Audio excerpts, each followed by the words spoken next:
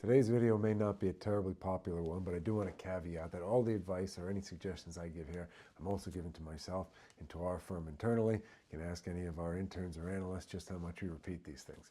So, to that effect, I'm Arthur Petropoulos, managing partner here at Hillview Partners. We're a middle market, lower middle market, M&A, capital markets, investment banking firm. We help companies sell themselves. We help companies secure capital. Typically, companies generating $1 million to $10 million a year in pre-tax earnings or EBITDA. So, one of the key elements growing a successful business to ultimately sell that business, to ultimately secure capital, or just to continue growing the business forever is some good advice that my father once gave me, and my grandfather's for that matter. Don't be a wimp. And so in some of these videos, there's going to be a bit more science, some of it's going to be a bit more art, but in the world of endless self-lamenting and loathing and complaining and whining and whinging, and I'm sure we all see it countless hours, whether it's Twitter, LinkedIn, or local coffee shop, thought it might be good to at least reinforce some of our own tenets to ourselves, how it actually benefits the growth of a business. So, 7 things not to forget in the effort to not be a wimp in growing a business and being successful. The first of these is don't blame.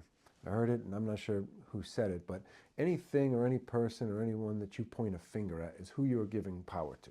You're saying, okay, I blame this thing, person, event, falling of the sky, whatever it might be, crumbling of the cookie, spilling of milk, for the reason why I don't have $1 billion and why I don't have a yacht like Roman Abramovich.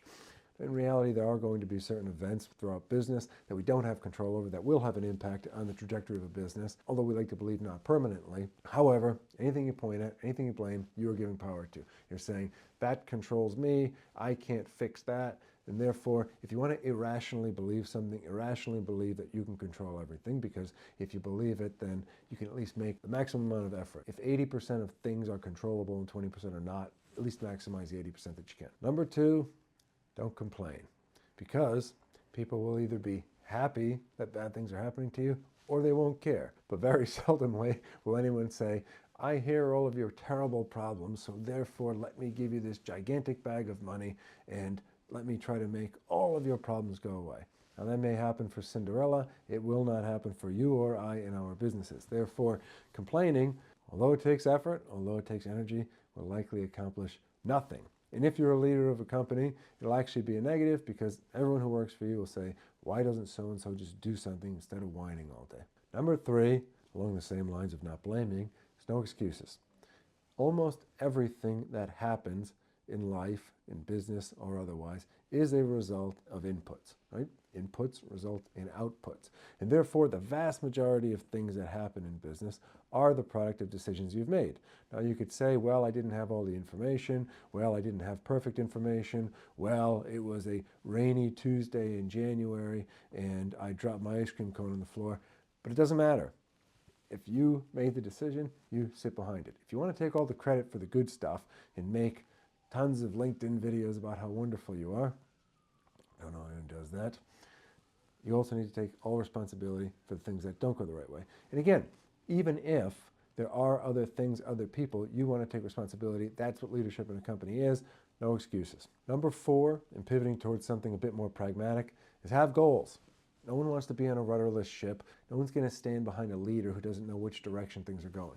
That's not to say you're going to have a specific path for every component of your business, every objective as to how we get there. However, what are the overarching goals? What are you trying to accomplish? I say to everybody who we hire, who we bring within our company, we want to be the best lower middle market investment bank, the biggest lower middle market investment bank in the world. That's our aspiration. That is what we will accomplish. Say we're crazy or not, but we have goals, we have ambitions. That's what we're looking to do, and that's what we are continuing to chop wood in the direction of. And to number 5, building on that, is have paths. So not only say, yes, I would like to do these things, but how are we going to get there? And again, you don't have to have every single piece of this laid out, but if you have to stand in front of the troops, if you have to stand in front of the team and give that halftime locker room speech, you got to have some direction as to kind of, okay, this is what we're after, this is how we're going to do it. And really, a lot of times it's a combination of actually increasing the goals but lengthening the timeline. It's amazing how much we can accomplish. It's just we usually short sell how long it's going to take, but we actually underscore how much we can accomplish. And so part of winning is truly just not quitting, and therefore the goals are what you're aiming after, the plans how you get there, or at least which direction everyone's going to row the boat in. Now, number 6, and this is another old-timer piece of advice to me, was don't count other people's money.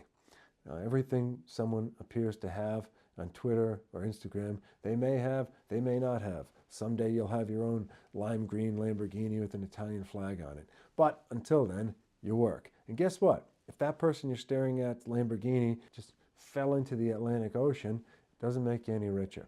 So whether someone's richer or poorer than you, it doesn't matter. And a lot of times it's just going to be luck, right? If you happen to be neighbors next to Jeff Bezos and Elon Musk, you're going to feel lousy by yourself? Probably not, right? But if you're next to two idiots who can't figure life out and you happen to be just slightly less of an idiot, it doesn't make you brilliant. It doesn't make you successful. So the comparison is worthless. Just compare yourself to what are the objectives you want to accomplish and how are you tracking towards those objectives.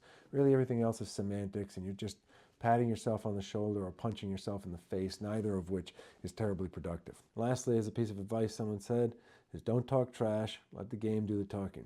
And there's plenty of instances in business or on the basketball court where things get dicey, where things can get contentious, adversarial. Fine, you have to be strong. That's not to say you have to be weak. That's not to say you have to roll over and take whatever people want to give you. But that being said, the old saying, less bad talking, more good doing. Just get things done. Just be better. Greatest resolution to doubt, whether it's self-doubt or doubt of the outside world of anything, is going to just be performance. It's going to be that you are just undeniably better to the extent that no one can really question it. I always say, the proof is in the pudding at the end of the day. If someone were to look at you or look at our firm and say, yeah, but they're not this, yeah, but they're not that, you can sit there all day arguing with idiots, right? It's the Winston Churchill quote. You're never going to get where you want to go if you got to throw it rock at every dog that barks at you. But if you just get better, it will someday be undeniable. And the unfortunate but painful conclusion to a lot of things is that you'll ask yourself, that we ask for, that we want to accomplish, that we pray for, whatever it is simply not until you get better, not until you get a lot better. And the one thing you learn in business as you travail through it, and I'm sure everyone watching this would agree, is you don't realize just how good you can get, but you just don't realize how many layers there are in the business of business. And so you can cue the clip from Layer Cake where he says, you're just getting into this, you're not getting out of it. And that's the truth as we kind of pursue different levels of business as well. And so, while this may be our least technically detailed video we've ever created, we just thought that as we are endlessly deluged with proclamations online of how important it is to cry every day, to call your mom and tell her how much you hate her, to do all of these things, we think at the end of the day, the only thing that cures everything is hard work, lots of it, endless of it, until all your hair is white, until you're balder than I am. And in effort to accomplish that hard work, what is the key tenet that we say to our team and to myself plenty of times in the mirror? Don't be a wimp.